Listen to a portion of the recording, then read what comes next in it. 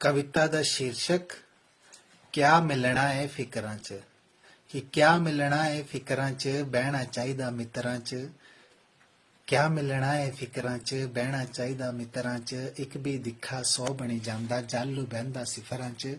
जिंदियां जी कुछ हासिल करिए, मरी ने गणूना पितरां च।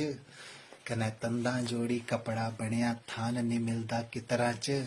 बागां विच खिले गुलाब, बागां विच खिले गुलाब, कमल तां खिलदा चिकड़ां च।